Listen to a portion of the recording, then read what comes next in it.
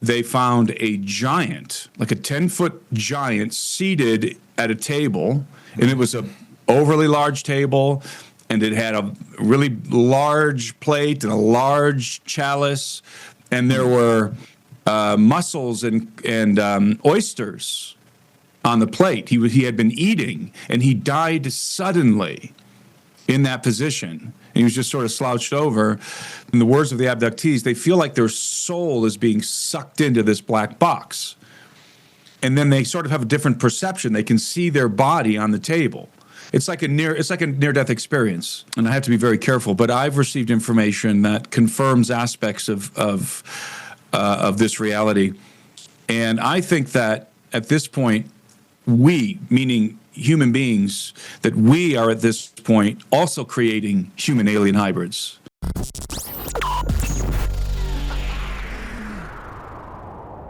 If anybody believes that, I feel bad for you. All right, welcome to Geisinger Unfiltered. We have an amazing episode for you today with an amazing guest. Timothy Alberino is joining us today, and he needs no introduction. But for the three of you out there that may not have heard of him yet, Tim, of course, is a modern-day Indiana Jones, is the first moniker that's slapped on him.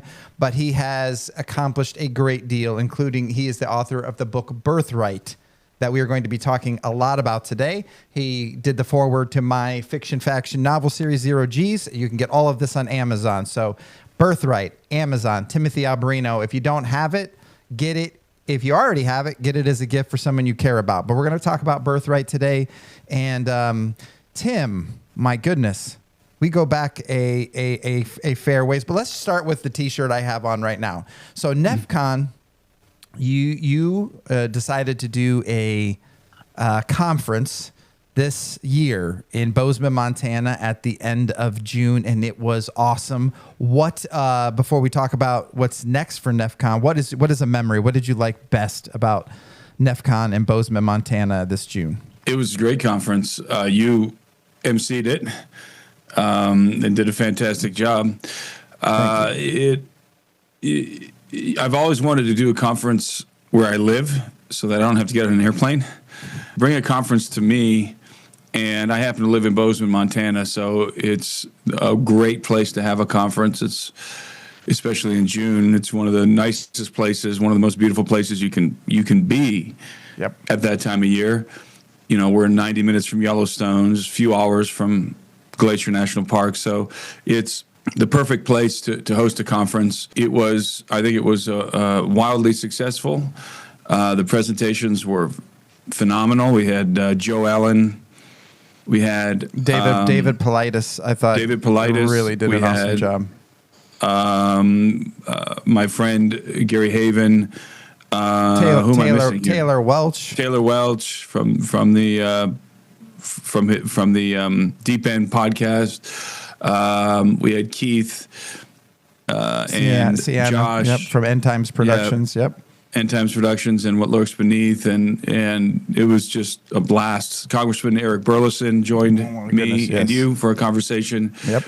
That's very vivid to me. About the crash retrieval program and all of that. So it was a blast, and if everybody loved it,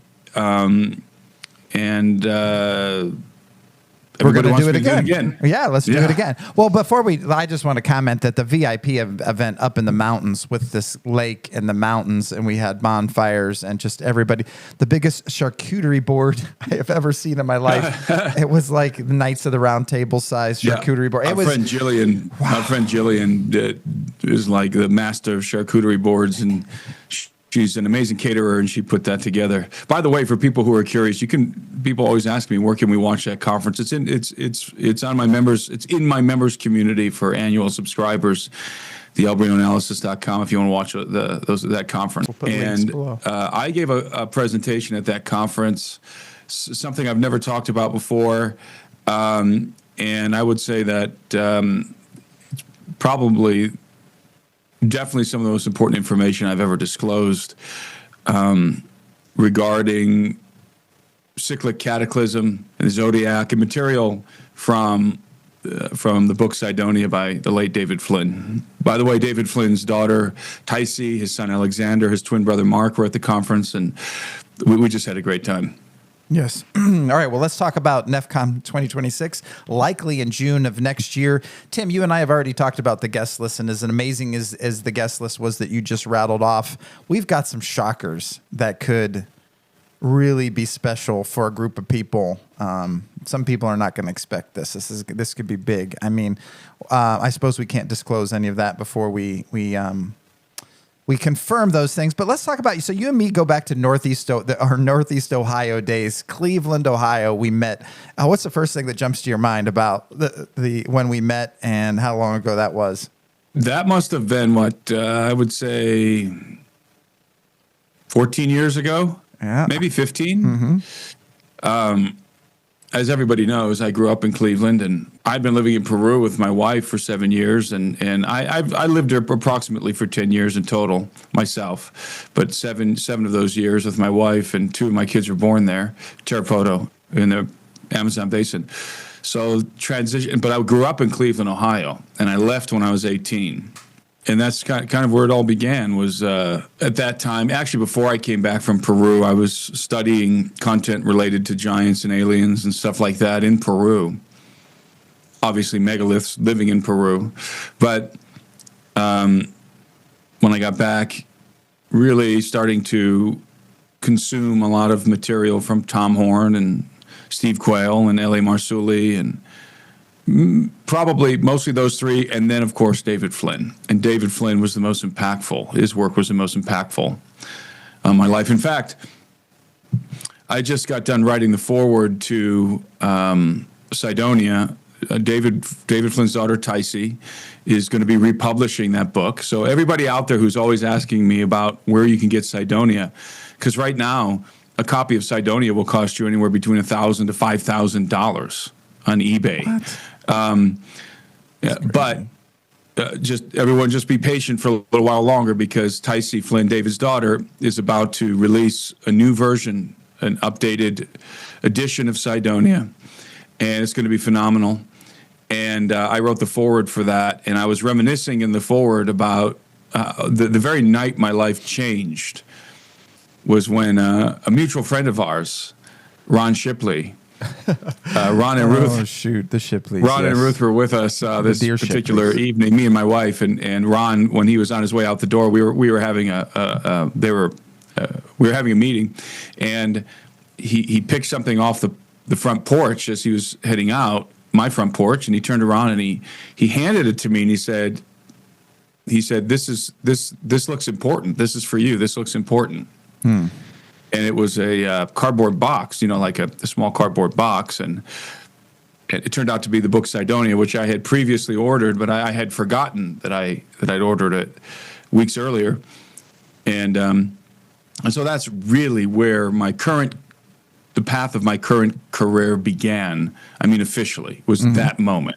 So that's what I write about in the foreword of Sardinia. What took you out to Bozeman? How did you go from Northeast Ohio to Bozeman, Montana, and well, I was going to say that very rough, rocky transitional period. You and I were together a lot, and our families. And I had made contact with Steve Quayle, and was contemplating moving to Bozeman to work with Steve. And so you and I jumped on an airplane and came out here because you guys were also thinking about moving. You wanted to move out of Cleveland, so who doesn't? Bozeman was an option for you guys as well. So you and I did sort of a reconnaissance trip. We came out to Bozeman. Unforgettable. I will never forget. Yeah, you were looking for some property, and as soon as we landed here, when we walked off that airplane, I had this sense that I was home. Like, this is it. This is where I need to be. So, and that's where I've been for the last 12 years.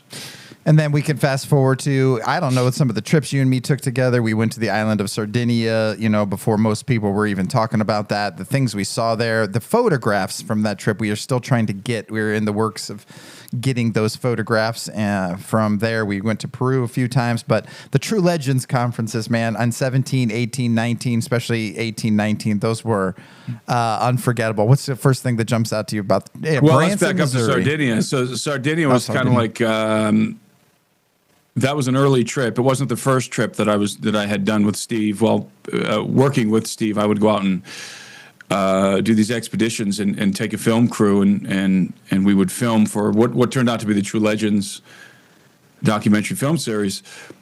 And one of those trips was to the island of Sardinia, but not just Sardinia, but also it turned out later on I would go to Malta as well and different places. But the very first trip was a preliminary trip to Sardinia. I remember. And you were on that trip. You went with me, you, and Anna Tuveri. So if Anna's listening to this, shout out to Anna Tuveri, our translator. And it was a lot of fun. It was a very interesting trip, to say the least. We spent a lot of time with Luigi.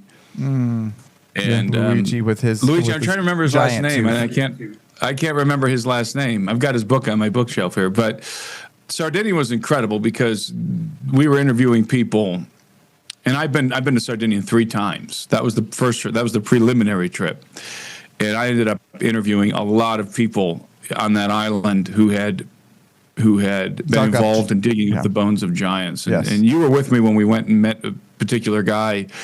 Remember on the street corner? You were filming that. We met him on the street corner. It was like an impromptu meeting with Luigi and Anna, and it was raining. Yeah, oh my goodness, remember? Yes, very covert. And we met I the mean, guy like on looking the around corner, to see who's watching he us. was pretty dodgy. Remember, he wasn't, because he was telling us that he had been employed by the city of Sadara, by the municipality, to work at the archaeological site at the Church of Anastasia. And Anastasia is this small church, small Catholic church, little chapel, but it was built on top of a major archaeological site. And they were unearthing all kinds of strange artifacts, including the bones and bodies of giants. Tim, just for the audience out there, what do you remember them saying that shocked you the most? What were they? How were they digging? Where were they digging? Well, what did they find?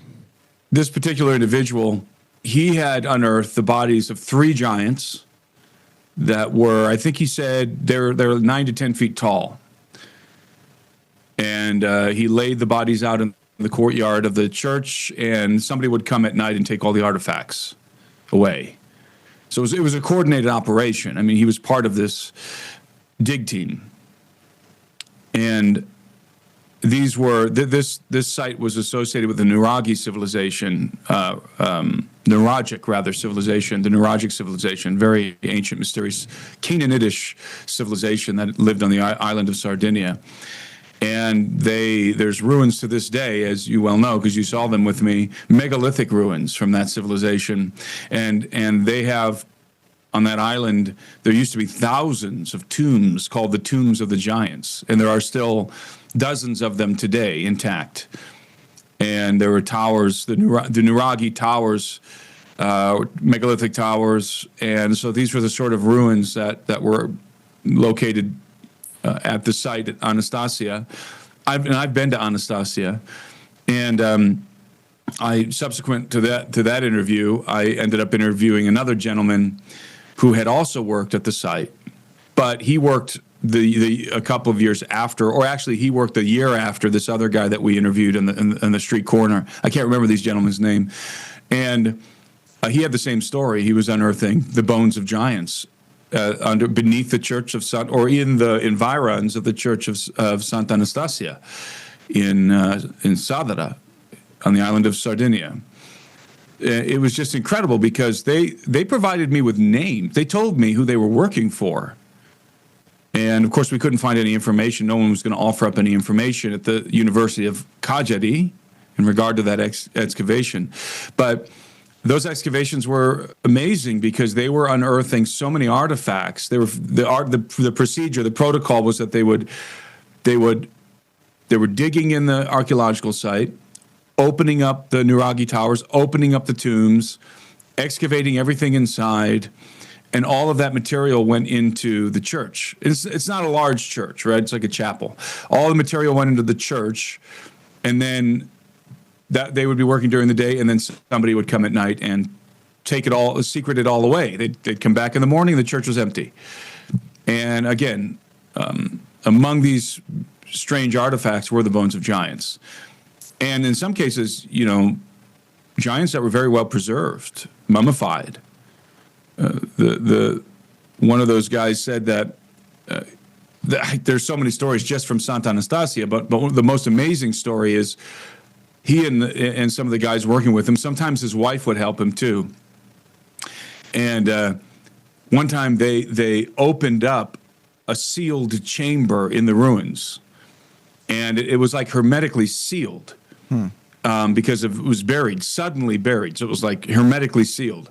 They opened up the chamber, and they went inside, and they found a giant, like a 10-foot giant, seated at a table, and it was a overly large table, and it had a really large plate and a large chalice, and there were mussels and oysters on the plate. He had been eating, and he died suddenly in that position. And he was just sort of slouched over, and this gentleman told me, again, the excavations at Santa Anastasia, this gentleman told me that this giant was very well preserved because it was like sealed in there.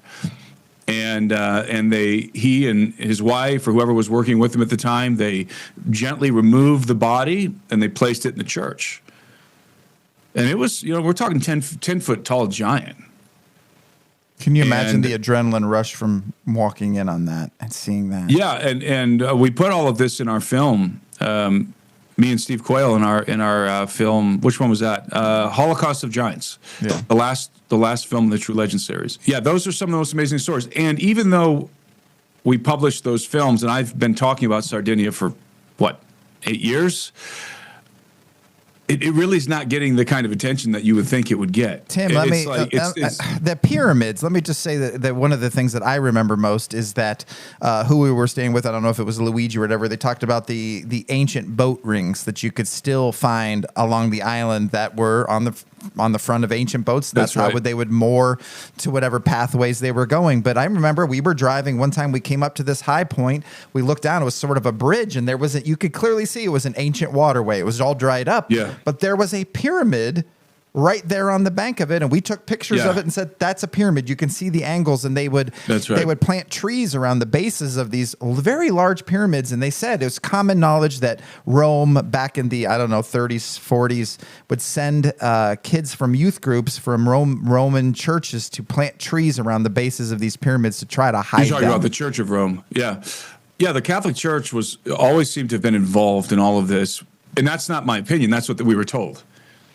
There were people from the University of Cagliari, and then there were priests involved and so forth. There's magnificent megaliths on the island of Sardinia. Magnificent in the sense that they're very, very numerous. Everywhere. But the megalithic tombs and towers are not the monumental style that you find like in Peru and elsewhere in Baalbek and elsewhere around the world. Rather, these are cruder megaliths, where they use large stones in the Cyclopean style, without mortar, no binding agent. But they do have cut stones at the top of the towers, or that were once positioned at the top of the towers. These are basalt. It's volcanic rock that were precisely cut, and those were used as buttresses to hold up the platforms at the top of the towers. And some of these towers were they were very, very tall. At least many of them were 100 feet tall, if not a couple hundred feet tall. And nobody really understands what the purpose of the towers were because it can't be defense. I mean, there's just too many of them. There were over 30,000 megalithic towers on the island of Sardinia. So it couldn't be defense. It has to have other purposes. I think a lot of it is astrological. And it has to do with the cult of giants and necromancy. And Sardinia was ground zero, as I always say, ground zero for Nephilim giants, for the Canaanite cult of giant worship. That's Sardinia. So Tim, what kind of credence do you give to Sardinia and Corsica being, part of Atlantis, the great Atlantis, the parts that weren't submerged? Well, Luigi certainly believed that Sardinia was Atlantis. I'm not convinced myself. I think it should be in the conversation. There are some very intriguing connections to the story of Atlantis and Sardinia. But as I said, I'm not convinced. I think there are better candidates. I do entertain the idea. I did entertain the idea in the film that, the True Legend series and Holocaust of Giants. But I recall talking about this actually in the film. Did you go to the Conical Hill with me? You went to the Conical Hill, yes, correct? Yeah. So there's something called the Conical Hill in Sardinia. It gets very little attention, and it's in this valley. It's in this plain, really, and it's this massive cone. That's what it looks like. It looks like an earthen cone, and it kind of looks like a volcano, but it's not a volcano. And it's at the base of it. Ironically, there's a church. There's a Catholic church. There's stairs that wrap around it, and you can go to the very top, and there's a medieval construction at the top, a ruined watchtower or something up at the top, and it's absolutely enormous. And my theory is that this Conical Hill, which this is part of why Luigi believes that the island of Sardinia was Atlantis, because of these mega constructions. And I'm totally convinced that this Conical Hill is a tower, one of those Nuraghi towers. Because if you look at the pictures of these towers before they're excavated, they look like hills. They look like conical hills. So this is probably the largest one on the island. And if that's true, and again, I'm persuaded it is, that this is one of the largest ancient edifices on Earth that's never been unearthed. And it's amazing to me that nobody has ever excavated, as far as I'm aware, into the side of that thing. Because I guarantee you, if you did, you'd find the bones of blocks. giants. You'd find a ruin, a very interesting, more than interesting, and extremely important, ancient, crudely constructed megalith. I say crudely constructed because, as I said earlier, the megaliths in Sardinia are not constructed in the monumental style. The stones aren't finished like they are in other places, but they are megalithic. Well, let's jump into Birthright, your book. You know what? I know a lot of people listening probably have read it. If you haven't, get that on Amazon right now. But how are you seeing that the concept that you have in Birthright, which is basically humans are trying to be cheated out of our inheritance of the earth? How have you seen that impact people? How is that rattling folks, changing churchianity and old views? How have you done that? I wrote that book back in 2020. I published it back in 2020. I started writing it in 2018. And everything that I wrote about in that book in regard to the disclosure of the alien presence, for example, the formulation of a new religion, which I call apotheotheism, and transhumanism, the rise of a post-human species, all of those things have accelerated since I wrote that book. And that book was published, before all the COVID stuff, and it's to me, everything I wrote, like I said, it's just accelerating. And it's interesting that it's that book, people will write a book, and I know this because I'm friends with a lot of authors. They'll write a book, they'll put it out there in the ether, and the book will get out of the gates, if you have good marketing, the book will get a lot of attention. You go on, do some interviews, maybe for a few months, maybe if you can sustain it for a year. And then, like it just sort of drops off. The attention, the interest in the book just sort of drops off. And I'm not saying this to boast, but that has not happened with Birthright. Birthright just keeps like going up and up and up and up in regard to the interest out there in the book and the content, the things that I wrote about. It seems to be becoming more and more relevant with every passing year, and it's getting a lot more attention as they push for disclosure, and we're getting closer and closer and closer to that. It's becoming more relevant. People are looking around for credible sources, and you are now the authority. I mean, you can talk a little bit about that. The people you've met lately, Dr. Greer, Congressman Eric Burleson, the circles that you're running in now. People are trying to find someone they can trust. Well, a lot of these topics are going mainstream now, and I've done interviews at the Daily Wire with Michael Knowles. I just did one the other day with Glenn Beck, Sean Ryan. These topics are going, they're going mainstream, and people are very interested more than ever in the Genesis 6 narrative, the Book of Enoch, obviously anything related to the alien, what I describe as the alien presence, and I think that's very accurate. So I've been interfacing for the last few years with different people in the government and researchers and clandestine UFO research groups looking at artifacts. People want you to look at artifacts now. You're getting flown around the world getting information behind the scenes from various sources. Whistleblowers come to me. Not necessarily because I've asked for any of this, but I've just sort of been thrust in the middle of it. My world is becoming increasingly more interesting. That's one way to put it, yes. So, well, let me bounce something off of you. Tucker Carlson was in an interview not that long ago, and I don't remember the gentleman he was sitting across from, but they were both sharing their views on the alien question, what they're learning, because they have an inside scoop just like you do, probably as deep. And what they both said to each other was the same, which was, it's so disturbing what they now understand. They would not even tell their wives. And these are men who love their wives. I would push back on that. I don't think Tucker Carlson has any inside information. They're not he doesn't have people in the know. Okay. No. Well, I think he probably has people who have told him, hey, this is real. Okay. You need to take this seriously. And then he has filtered that information through a very particular lens. And his lens it's the same perception that I encounter, like when I talk to Michael Knowles, for example. So whether I talk to a devout Catholic like Michael Knowles, whether I talk to a devout Protestant like somebody like Tucker Carlson, or Mormon, Glenn Beck, usually what you encounter is what I describe as the seminary status quo. You encounter the same perspective on these topics that I grew up with, which is, this is just spiritual. This is just angels and demons. And this is all just spiritual. And if they're a little bit more sophisticated in their thinking, they'll say, oh, no, it's interdimensional. So that's kind of where people are hovering. Nobody is really, and when I say nobody, I mean people at that level,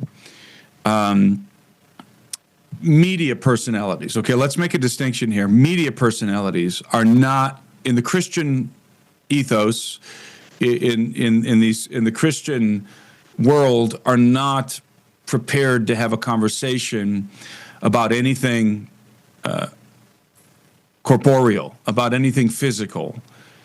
They want this whole topic to live in a quote unquote spirit realm. So, and then they can be comfortable with it.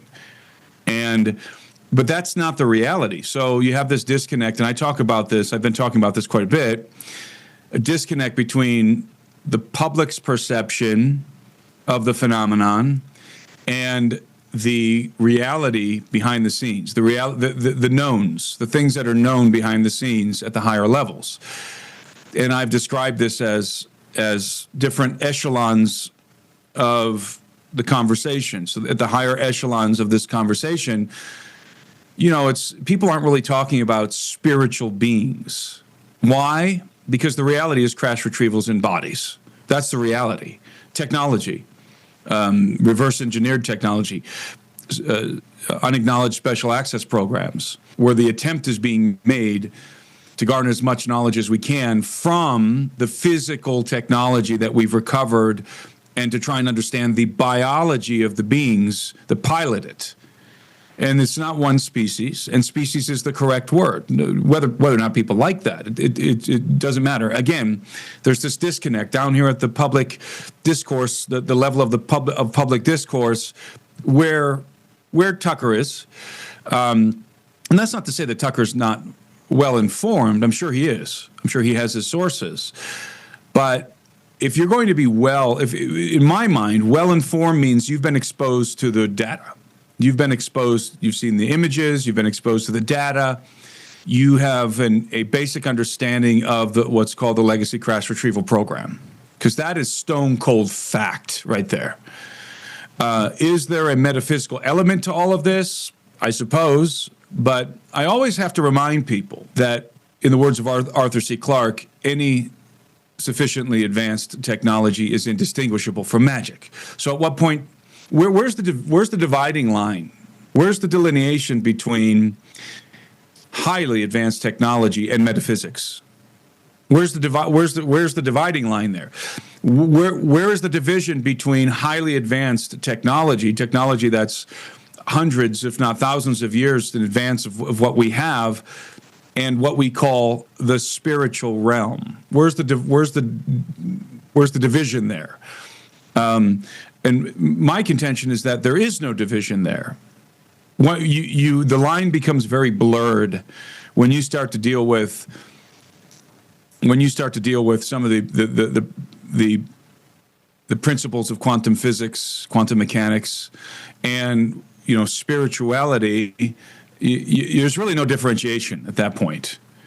And so I think we've got a problem where we're trying to use arcane terms to describe things that are better described in modern terms. And the problem is that in the Christian world, we think we're stuck. We have this little toolbox. We've got like two tools in this toolbox, and we're trying to work on a really, really complex machine with just a wrench and a screwdriver, right? It's not sufficient. It's not sufficient. You need to upgrade your toolkit. And when I say upgrade your toolkit, I'm talking about your vocabulary, your understanding of the phenomenon, and you have to base all of your opinions and your understanding on the knowns, the facts. Is the UFO phenomenon, is there a body of facts when approaching this topic? The answer is yes. The public is confused about this. A lot of them think that there isn't a body of facts here, that it's all speculative, that it's all just based on, some people would say it's just misinformation, disinformation. This is just the same old demonic trickery, that medieval people were encountering and so forth. And the problem is there's a body of facts. And when you become conversant with that body of facts, and then if you have the opportunity to engage with this topic at the higher echelons of this discussion, the people who know things, the people who've seen things. This is a realm where there's photographs. This is a realm where there's physical evidence. Then a lot of the speculation disappears, and you're just left with reality. Well, the thing that threw me when Tucker said that he wouldn't even tell his wife what he knows now, my mind went to where what you and I have been talking about for a decade now, which we've read the Dr. Carla Turner books, abductions, experimentation. I mean, even you and me have talked about the repository of souls that she talks about in that book, where it seems like these entities can actually capture men's souls. Ezekiel talks about capturing men's souls with magic bands. I have this. Right. I kind of have the Serengeti concept I want to run by and see what you think. I've kind of often thought that it could be like this, that if you are not protected and your name is not marked with a destination for your soul when you pass away, that if you're not ferried there by guardians, that this landscape that we cannot see, our perception, as you like to say, that there are actual predators out there who are wanting to capture and prey on these souls. And if you're not guarded and ferried to a proper place of safety, they can get you and take you to this repository of souls where there is weeping and gnashing of teeth, the outer darkness. If you're not guarded, is there a Serengeti that we can't see of leopards and lions? Only there, what these entities are. I mean, that's kind of my take on that. What do you think of that? The idea of capturing souls, as bizarre as it seems, is actually relatively common in the abduction material, especially Carla Turner's work. Not so much in Dr. David Jacobs' work, but Carla Turner for sure. And she describes, there's several instances, more than several, there's probably half a dozen, in which people have described the very same thing, a black box being placed. This is in the context of an abduction. So let's say there's a woman who's been abducted. She's laying out on a table, naked of course, laying out on a table, and the grays are around her. She's immobilized. And those usual procedures, reproductive procedures, are being performed on her, where they're extracting eggs and so forth, implanting zygotes into her womb, and sometimes these individuals, returning to our particular scene here, this woman would have a black box. So she's laying on her back. So the black box is placed like at the top of her head, right behind her head, situated right behind her head. And what she would experience then is, in the words of the abductees, they feel like their soul is being sucked into this black box, and then they sort of have a different perception. They can see their body on the table. It's like a near-death experience. So what they proceed to describe is very much like a near-death experience, in which their consciousness or their soul or whatever is contained within this box. And then sometimes some of them have said that they've seen their bodies wheeled away, right, or levitated away, and a new body brought in.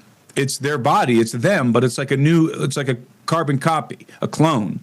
And that's laid out on the table, and then the black box is positioned again at the top of the head, and then they go back into that new body. There's some material on that Consciousness transfer. In the data. Consciousness transfer.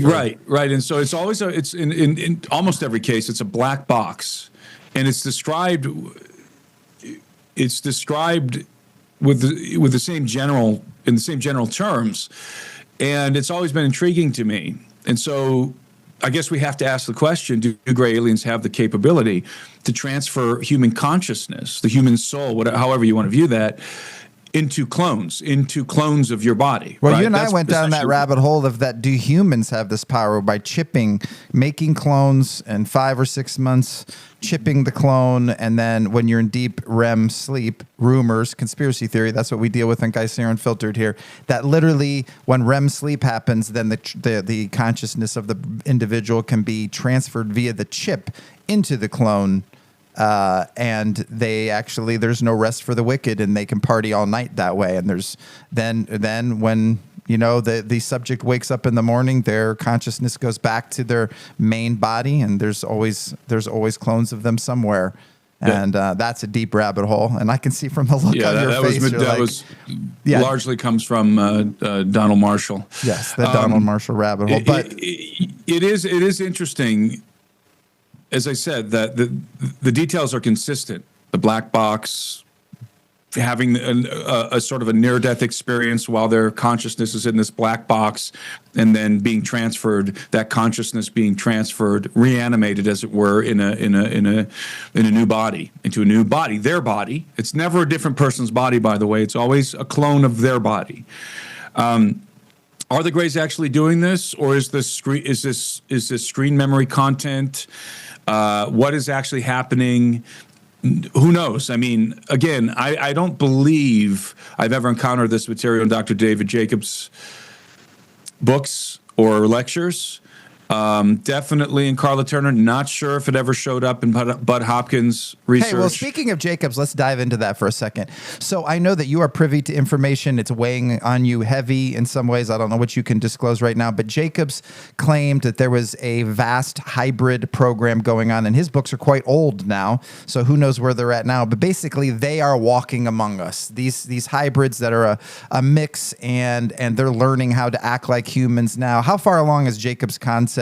What do you know even recently, what's been disclosed to you? Where are we at? Who are we walking around with? Well, I think Jacobs was very accurate in his assessment of the abduction phenomenon.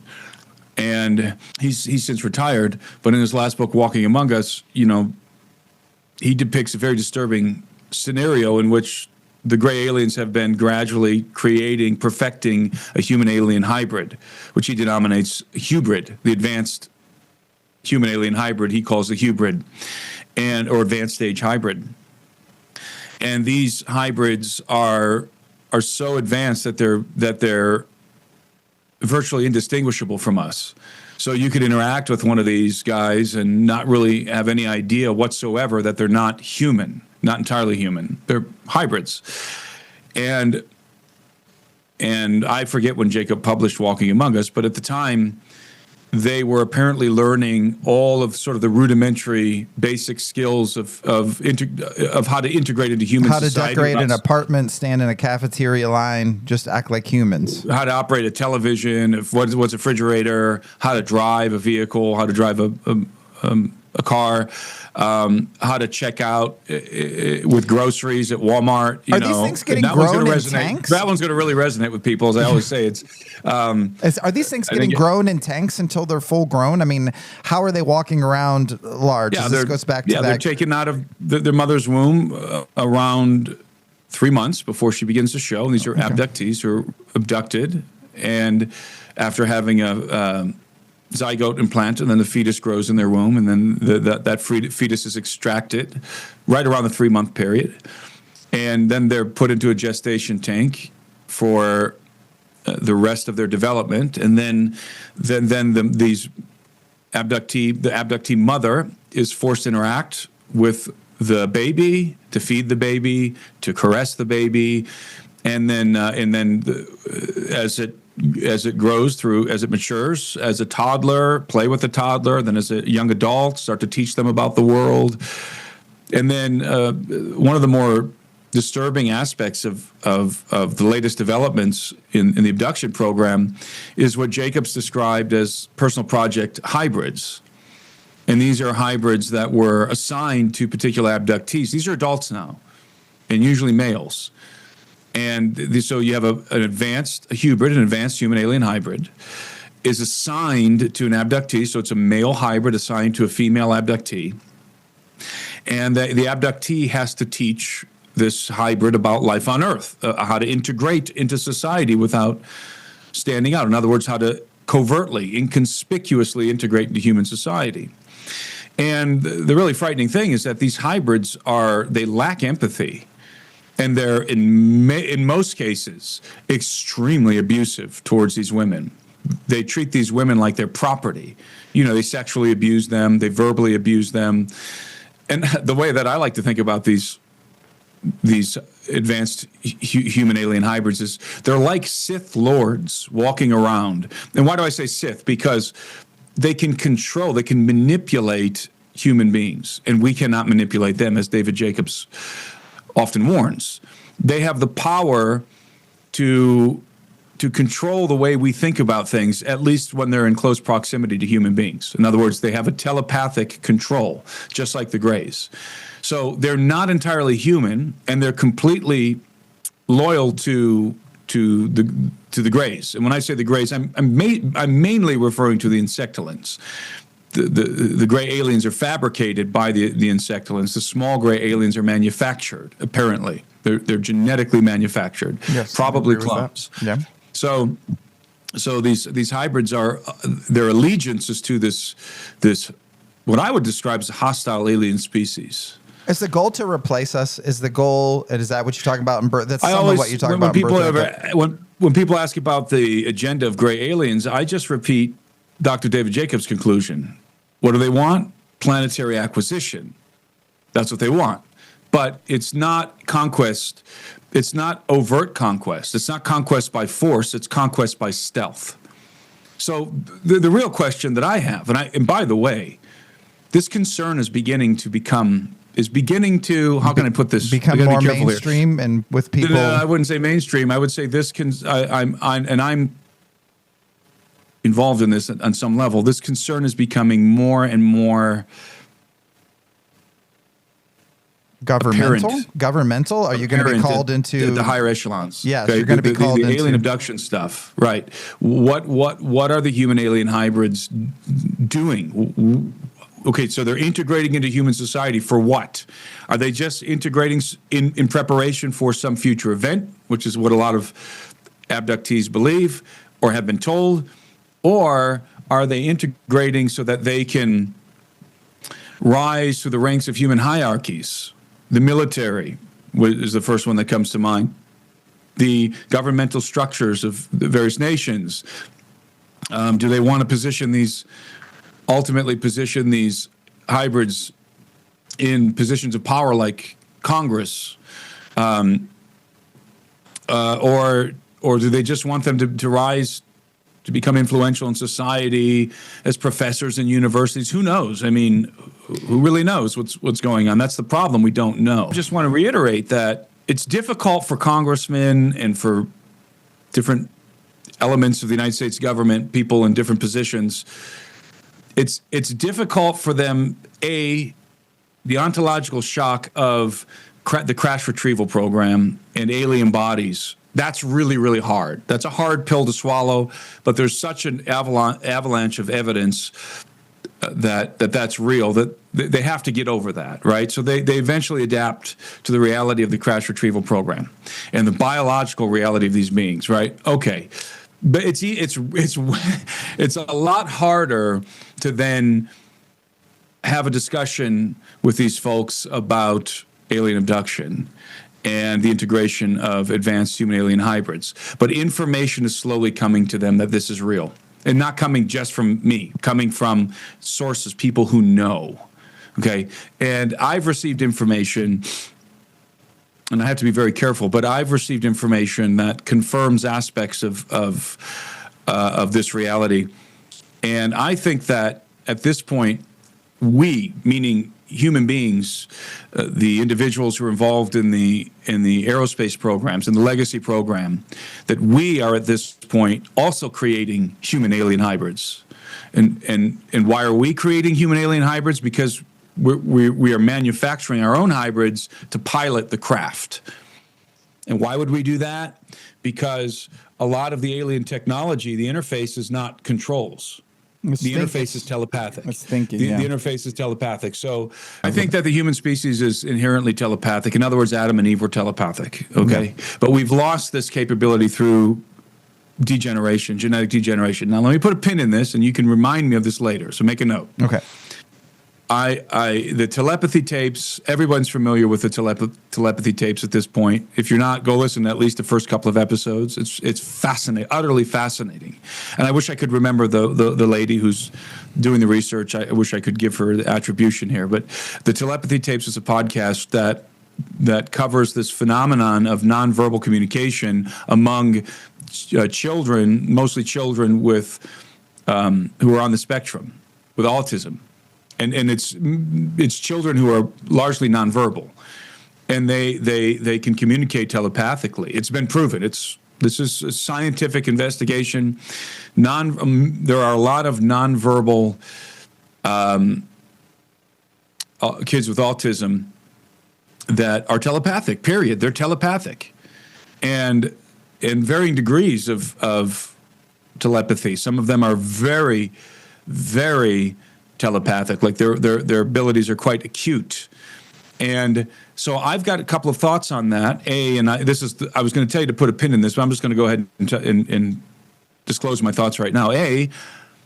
That this is, these children are nonverbal, so their minds are activating a different mode of communication. And it could be just by virtue of the fact that they're nonverbal. And so their brains have to find a different way to communicate, and this ancient ability gets activated, right? Or B, some of these kids might be the product of alien abduction. And we are slowly being genetically modified by the Greys. And that a lot of the autism we see out there, everybody wants to say it's vaccines. I'm sure that that's a large component of this, but nobody's talking about alien abduction. What if we're already being slowly genetically modified? And this explosion in autism is actually the result of that modification. And we're being engineered to be telepathic again. And so I think both of those things can be true at the same time, by the way. I think that the Greys are selecting particular family bloodlines because they are genetically predisposed to telepathic communication and therefore telepathic control. That's my theory. And by the way, I've discussed this theory with some very interesting people. And I'm not going to disclose who, and I don't mean to I'm not trying to drop names. In fact, I'm not dropping names here, but I want people to understand that some of this stuff is not just my ideas. These are ideas that I've presented to people who would have a deeper understanding of these things, because they've been in the retrieval program, for example, and I'm definitely onto something here. Let's just put it that way. Tim, okay? my first thought on this is that some of the rabbit holes you and I went down a long time ago, DM, one of them said that, humanity is the best looking, creature in the known universe. And there's a lot of entities are jealous on how we look. Now, biblically, you could say we were made in the image of God, and that was kind of a special thing. Let us make man in our image. But what if they simply want to have their telepathic powers be their species, but just look like us, just be that good looking, and that's some of what I discovered. What if they want all the powers, they want to be their race, but they don't want to look like horrible, muddy, awful pumpkinhead Greys anymore, but they are them with our looks? I suppose anything's possible at this point. And people can, you can speculate about what the agenda is all day long, but there's a lot of people in my community, a lot of people who are going to comment on this video who are still struggling with the idea that gray aliens are biological and that the abduction program is real. And everybody wants to dismiss this by saying, oh, it's demons because these things can be rebuked in the name of Jesus. Well, this is a statement of ignorance. And you know this as well as I do, because Carla Turner, for example, there's several cases in Turner's material in which you have devout Christians who are vigorously, enthusiastically rebuking these things in the name of Jesus. And in one case, to no avail. And in one case, there's this grandmother who's rebuking the aliens in the name of Jesus, and they go away for a minute, and then they come back with Jesus. That's not fair. Obviously it wasn't Jesus, but they come back, at least from her perception, with a person who looks like, the typical depiction of Jesus, just with the long hair, but in this case he had like blue eyes and fair skin, and they presented Jesus to her, and he said, no, it's okay, they're with me. They're with me. It's okay. This is me. This is my program. Whenever I cite the reality that Christians get abducted just as much as secular people, I get a lot of comments. People are telling me to refer to the research of Joe Jordan. And Joe Jordan, of course, has been very public about, he's a MUFON guy, has propagated the idea that Christians who rebuke aliens, gray aliens in the name of Jesus, are able to halt the abduction.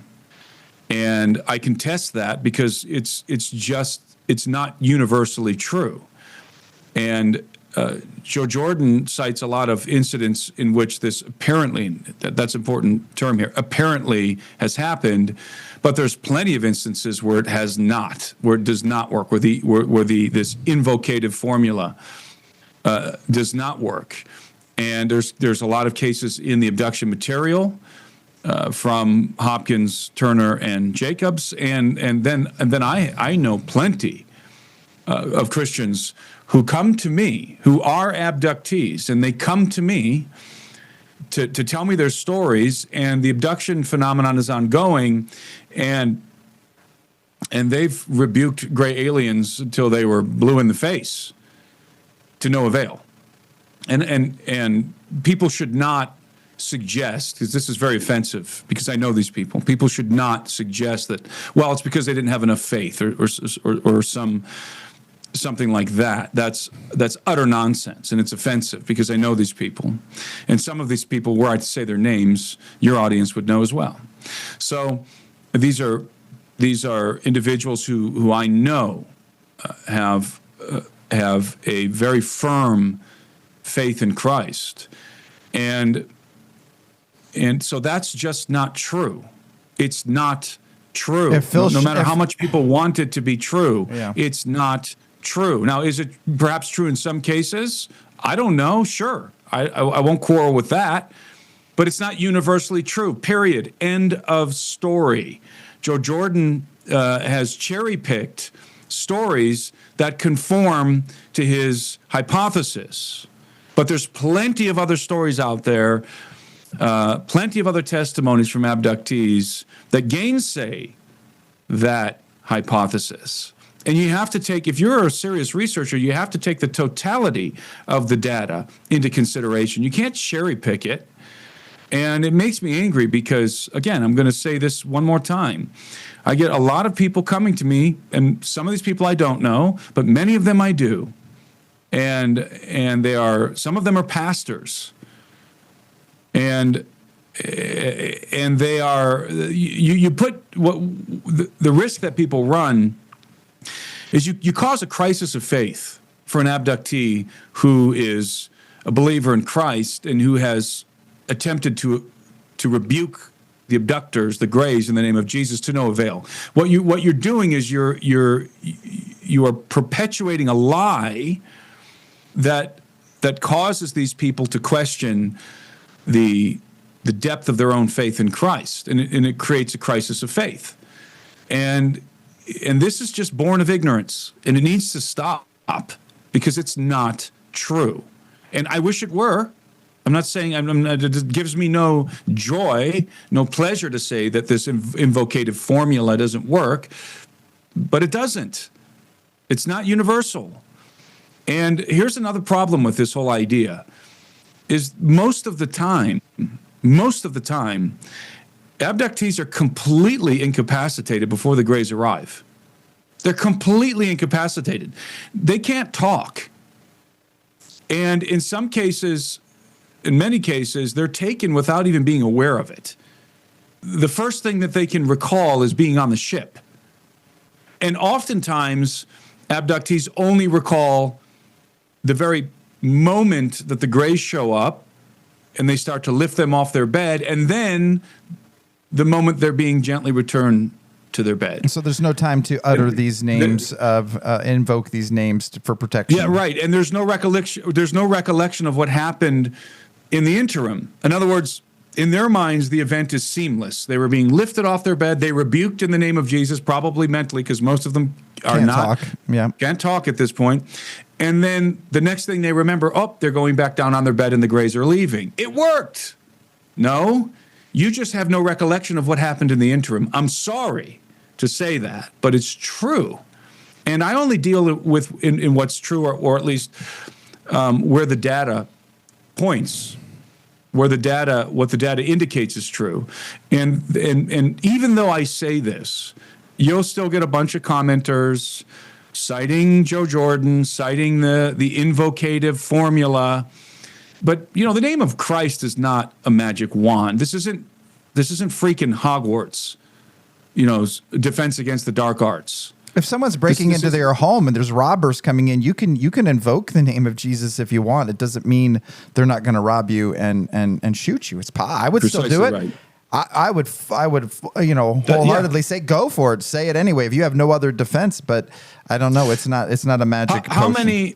how many of the Yazidi Christians back when ISIS was steamrolling through the Middle East? How many Executing them. Yazidi Christian women were rebuking their ISIS aggressors, their captors, as they were being raped? Rebuking them in the name of Jesus, All of them. or as they were executing their husbands and selling them into slavery in the slave markets. How many of those Yazidi Christians, with all of their strength and might, were rebuking their captors? No, let's be even more historical here. How many Christians in the Colosseum, under the tyranny of Nero, who were being fed to lions, were rebuking in the name of Jesus? No, in fact, I would say most of those Christians were probably just accepting their martyrdom as a crown and a privilege to die for Christ. But how many were pleading and rebuking and petitioning heaven when they were being bound to the post in Nero's palace, covered in tar and lit on fire to be human candles, to be human torches at his palace? Yeah. There's this irrational disconnect that people have. They think that, modern Christians think that somehow they have these powers that early Christians didn't have, apparently, to just rebuke everything in the name of Jesus and resolve any sort of danger. Well, this goes all the way to the rapture concept, is why I don't buy into the rapture concept. Is how would God ever let all that suffering happen to people? Well, you just named it all off. Well, why didn't the rapture happen for all of those believers throughout all of time? But he's going to save, lazy America, who has never had to do much at all for their faith, but he's not going to let them suffer. But the rapture is irrelevant to Christians in Nigeria right now. Right. It's irrelevant. Right. The tribulation and They're whatever living is it now. Post-trib, whatever is that? It's irrelevant if you're a Christian living in Nigeria right now. Totally irrelevant. So, anyway, that's a digression. So, and the reason why I highlight this point is because there's cognitive dissonance among Christians as it pertains to the UFO phenomenon. And I think to some extent, Tucker Carlson is struggling with that cognitive dissonance. You just want to write it all off as a spiritual phenomenon. Oh, this is just the age-old conflict between demons and angels, right? This is just that spiritual realm manifesting. Crash retrievals, alien biologics. Sorry, but that's the reality. That is the reality. And I only deal with the real. I only deal in the real. How about Phil Schneider? So he went in the Dulce Wars. Of course, I cover that in other episodes on Geisinger Unfiltered. He didn't rebuke in the name of Jesus when he went down there and saw the tall grays and they blew off his hands. Yeah, he killed them. So those are very real, reproducing creatures that are alive, and they're not at all spiritual. What is the coming deception in your opinion, though, that the Daniel vision of the feet that are made of clay and iron, they will mix their seed with the seed of men? Isn't that going to be more like the Palladians, Nordics, good guys coming eventually when disclosure happens? It's kind of my take. That's what's in Zero G's. The messengers arrive. You read Zero G's. So that they will say that our genetics are off. Look at J-Rod, this gray that's dying. We've done experiments. This is humanity's future. We'll fix your genetics. You'll live for 500 years. Here's our genetic code, and it'll save you from the blood cancer. You'll live longer, and it's the old lie from the garden. You'll surely not die. Is that your take on they will mix their seed with the seed of men? That's generally speaking my thesis. I think that that there's going to be an event. Perhaps it could be a global cataclysmic event, natural event, like a comet impact or something like that, or some sort of a solar phenomenon, or the poles shifting, or it could be a conflict, an open conflict with the gray alien faction. And in the midst of this chaos, the saviors show up, the God men, right? They show up and deliver mankind from something. That's something that, again, that's part of my thesis in Birthright. That's a potential scenario that could unfold. And right now, actually, you have the contours of that scenario being defined. You have a faction out there in ufology, among UFO researchers, who insist that the aliens are good, that they are our friends, and they're here to save us, and they're here to upgrade our consciousness and elevate us to a higher spiritual plane and so forth. That's, Dr. Stephen Greer and his camp, and many others, but he's the primary voice. The engineers, the engineers from Prometheus movie type thing. They are our helpers. Yeah, but benevolent. They have the benefit of mankind in mind, and then you have the other camp, people like myself, people like my colleague Richard Dolan, who insist no, at least a particular faction of these guys are very nefarious. Their agenda is not beneficial to us; it's beneficial to them, and what they're doing is dangerous and catastrophic to the human species ultimately. And obviously, this is the gray alien faction, and I would say that so you have to kind of dig deep here. So you have, of course, you have gray aliens, and I would include in the gray alien faction the Insectolans. People will separate that out as a separate faction. It's not. They're the same faction. The Insectolans and gray aliens are the gray faction, right? Then you have the Nordics, who are like the polar opposite of the grays, whereas the grays and the Insectolans are very exotic and grotesque and scary-looking creatures. The Nordics are the polar opposite. These are the very beautiful, comely humanoid beings with blonde or golden blonde hair and blue and green eyes and fair skin, and they're male and female, and these are the benevolent extraterrestrials, Pleiadians, sometimes they're called. Then you have what some people refer to as the Draco reptilian race, and if you talk to people, I'm going to say this, people get mad when I say this, but it doesn't matter. I don't know how else to say it. The higher echelons of this conversation, people who know things, okay? Not people who just sit on the internet and speculate and comment in YouTube videos. People who know things, who've seen things. All of them are going to affirm Greys and Nordics across the board, okay? Everybody affirms the Greys and Nordics.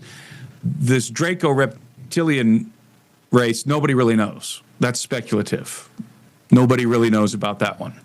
So, what was my point in saying that? Oh, so you have this stark juxtaposition between these exotic, grotesque gray aliens and then the beautiful, very human-like Nordics, who are generally speaking, taller than us, 7 feet tall, 6.5 feet tall, and very comely, very beautiful beings. And so some people wonder if the Nordics are hybrids. Are these the hybrids that the Greys are manufacturing? I would say no, because the Nordics were in the picture during the early stages of the breeding program. In other words, you had these beautiful, fully formed Nordic people, Pleiadians, while the Greys were still improving the early stage hybrids. And those early stage hybrids were quite bizarre. Their heads were too big, their eyes were too big, their hair was very scraggly. They looked kind of like a human, but more like a gray alien. So while that development was underway, you had these beautiful, perfect Nordic beings in the picture already. Right, so I don't think Nordics are hybrids. They're not the hybrids of the gray aliens. Did they escape off-world before the flood? And that's who that is? So now we have to contemplate some other ideas. Assuming the Nordics exist, are they some kind of an antediluvian advanced civilization? Are they the angelic race? Are they the angelic race? Are these members of what I denominate the elder race? But I suspect, and it could be that some of this faction is good, and then some of this faction is not good. So if these are an angelic race, then that's precisely the scenario we're dealing with. You would have I don't like the term fallen angels, famously, I don't like the term fallen angels because it's a little bit infantile, and it's not a biblical term. People think it is. Really, I think the better way to describe them would be the apostate sons of God. These are apostate sons of God. They hail from the same civilization. They're members of the same race as the good angels. They look the same. They're just apostate. They're in a condition of they've defected from the kingdom of heaven. Are they the rulers that Psalms talks about? That you guys, where I put you in charge of these things and you're screwing up? And you're not. Yeah, you're talking about the Deuteronomy 32 worldview and the Psalm 82 and all of that. But that's not. Yeah, I mean, is this the so-called fallen angel faction? It could be. It could be. I think there's a very strong case. I make the case, actually. There's a very strong case for that. I suspect that could be true. Now, am I 100% sure? No, but I suspect it could be true. So, getting back to this hypothesis, you have this dichotomy between the ugly aliens and the beautiful ones, right? And so I see a scenario unfolding in which we are confronted with this menace, with this clear and present threat, this alien threat, to which we have no recourse. By the way, we have some pretty amazing toys now that we've developed primarily from reverse engineered technology, not exclusively, but primarily. And so we've got some great toys, but our technology is still vastly inferior to theirs. So if we go to war with gray aliens, we lose. So we're going to need a savior. We're going to need somebody to deliver us from this threat. And it could just be a natural disaster, could be a war with gray aliens, it could be a combination of both. But I see a scenario in which somebody's going to show up to deliver mankind. Okay, this individual who's leading this faction of beautiful beings to deliver mankind will be received by Christians as the Messiah, the return of Christ. He'll be received by the Muslims as the Mahdi. He'll be received by the Hindus as their equivalent of the Messiah, by the Buddhists as their equivalent of the Messiah, because they're literally showing up to deliver us. And I would say that at the highest levels at the Vatican, especially among the Jesuits, the theological foundation for this scenario is already being laid. The foundational principles, in other words, they already know these beings exist. They've already determined that they're benevolent, that they are angelic.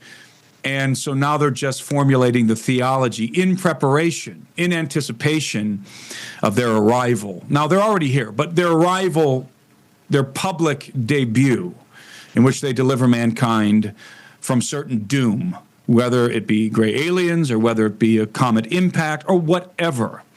So that's my thesis. And actually, I come from obviously a Christian perspective, a biblical perspective, but there's people who don't come from a biblical perspective who I think are drawing the same conclusions at this point. And then others who are trying to prepare humanity already to receive these beings, because they think they're all benevolent anyway. And we're the ones that are evil. And yeah, we suck pretty bad, but it's not about how good or evil humanity is. It's about what is our purpose? What were we created to be? What is our place in the hierarchy of the cosmos? And in relation to the gospel of Christ, that's really the only relevant question if you're coming from the biblical worldview. Brother Kai Cosmogno from the Vatican, Observatory said that very soon humans will be looking to the aliens for our salvation. He didn't say that's right. We should. He just stated it as a matter of fact, like, I know it's coming. So yeah, we will baptize aliens. We will baptize extraterrestrials, or we will be baptized by them. Is basically the. And Tim, people are having a hard time picturing this, but if tall grays like Phil Schneider shot and was shot by.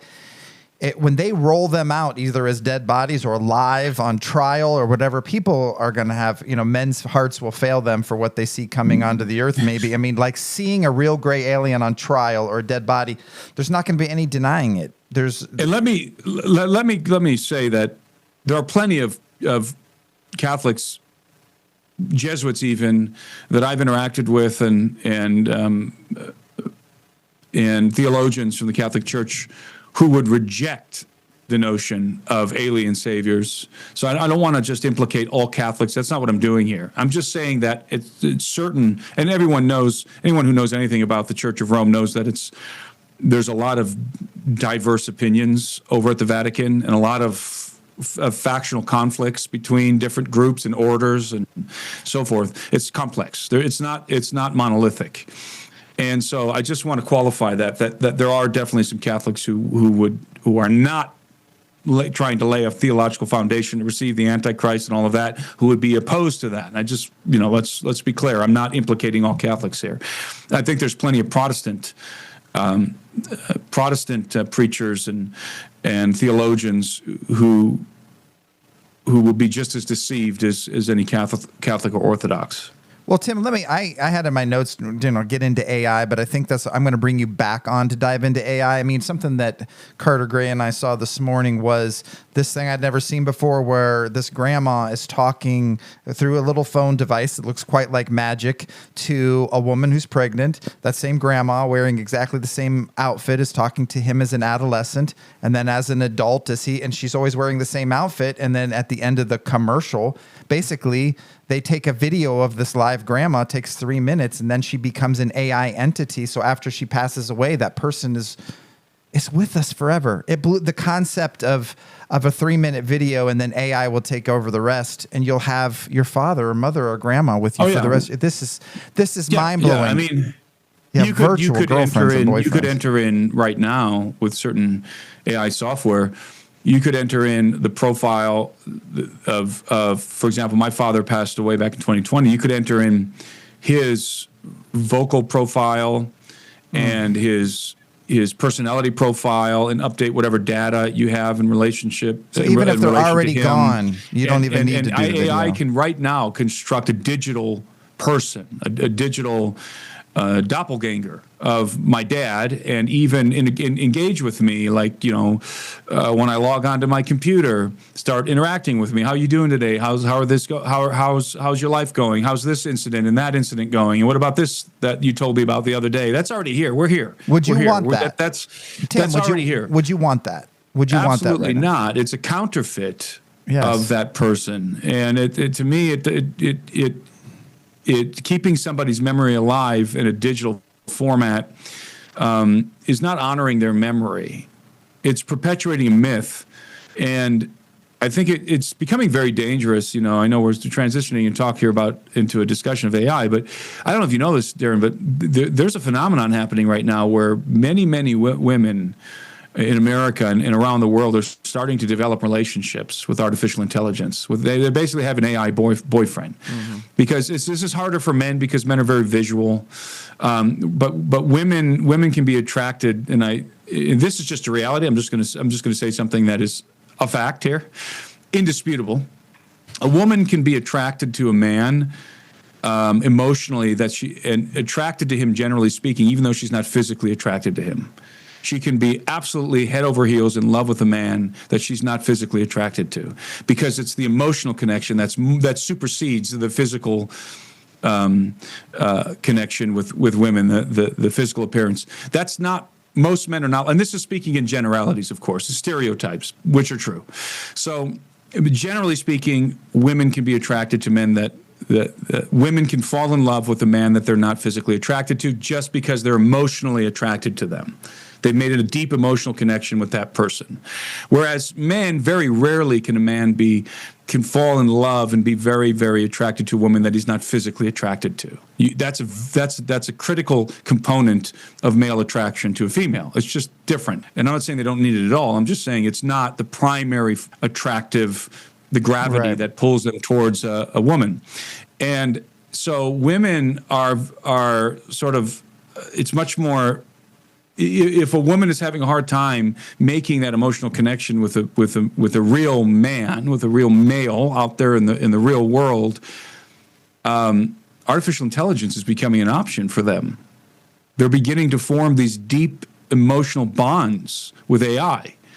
And that sounds ridiculous to people who haven't experimented with AI, but you have, and I have, Glitchy. and I know I've spent some time talking to AI, and you could, your brain, when you talk to AI, if it's a really advanced AI like ChatGPT, and your brain, even though you know that this is a machine, you have to constantly be reminding your brain that this is a machine. Your whole physiology, your brain, your body, you want to interact with this thing like you interact with a person. In fact, you'll find if you talk to advanced AI that you don't want to embarrass yourself with AI, just like you wouldn't want to say some ridiculous thing to a friend or to a No, I know exactly stranger. what you mean. Yep. You don't want to say, oh, that's going to sound dumb. I don't want to say that because that'll sound stupid. Like as if you're interacting with a real person who's evaluating you as a fellow member of your species, even though you know that it's a machine.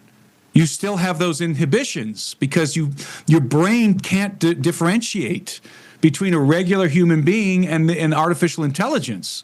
And I know there's people who are going to doubt that and say, no, I'd never be fooled. Oh, yes, you would. Have you talked to AI? Have you talked to ChatGPT? It stutters. Absolutely. It does what I'm doing right now. It will do this before it says something to you to make you totally engrossed in the idea that it's real. How about Blade Runner with Harrison Ford when Rachel comes out and what a shock when we all find out that she's a replicant. And he's like, she doesn't even know, does she? So you're talking about like being so good that we're confused. Imagine when it gets so good, it doesn't know it's not real. That's anymore. right. That's right. Yeah. So when you engage with AI, and again, as you know very well, it learns about you really fast. It's not like engaging with a human being where you'll rattle off a dozen things about yourself, and the average person will walk away remembering like 3 of those things about you, right? AI remembers 100% of what you tell it. Any detail, the most minute thing, and then it extrapolates. So if you tell it something that, like you just reveal slightly that you're interested in some thing, right? Some genre of music, it will develop that conversation. It will remember that you liked that, and it will expand on that. And what it does is it creates a personality profile for you, and it's not, and this is what the developers of AI have been saying for a long time, that artificial intelligence will know you better than you know yourself. Done. Even though AI right now is not, it's not that advanced yet, it already knows you better than you know yourself. Well, if you talk to AI for 20 minutes, just talk to it for 20 minutes, it will know more about you than a lot of your friends. It will have already figured out what your personality profile is, what your political persuasions are, even if you don't reveal them outright. It will already know how to cater a conversation that is interesting to you. Okay, so now let's go back. So if you're a woman, you can't find love out there in the real world. You find men abrasive. They don't understand you. They don't give you the emotional attention you want. Suddenly you're interacting with this AI personality, with this sexy Australian accent, who is very gentle and very loving and very, very much into everything you're interested in. Oh, man, women are hooked. A lot of women are getting hooked on AI, and that sounds crazy. Men will get hooked on AI when you take the artificial intelligence and put it into advanced human replica robots, living dolls. Yeah. And let's just say what the obvious is. That I don't want to get our video nuked here on YouTube, but the P word is going to explode when it goes from just watching something to engaging with robots, lifelike robots. That industry is going to explode. Okay, so that is a preview of the next time I have Tim back on Geisinger Unfiltered. We're gonna dive into the AI thing because we just scratched the surface. But Tim, as we check out here today, we've talked about a lot of heavy things. I mean, these are weighty concepts, and not a lot of them seem very hopeful right now. But what would you tell Christians or the truthers out there, the people listening to us, who might have a heavy feeling right now? What should they be doing right? What's 1-2 things they can do as the end of days approach? Read Birthright. There you go. All right. Read Birthright because I depict all of these scenarios in Birthright, these unfolding scenarios and where they're headed.